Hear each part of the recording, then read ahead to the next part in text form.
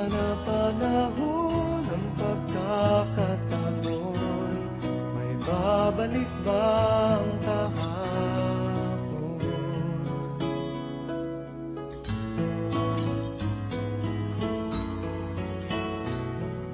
Natatandaan mo pa ba nang tayong dalawa'y unang magkita? Panahon ng kamusmusan,